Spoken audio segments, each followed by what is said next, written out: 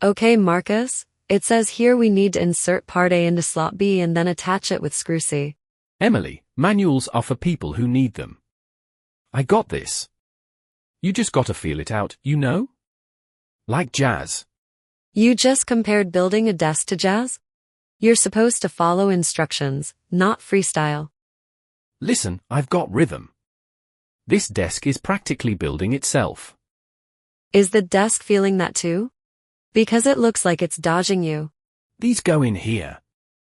Marcus. That's a shelf bracket. And you just screwed it into the top of the desk. That's called innovation, Emily.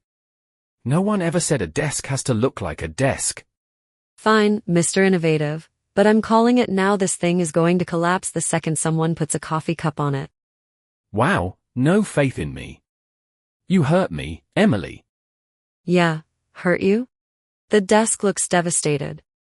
Okay, so maybe we should. Read the instructions? Alright, but if I start hearing elevator music in my head, I'm blaming you. Trust me, the desk will thank us both. I'd like to think it was more of a remix. Yep, jazz definitely just happened.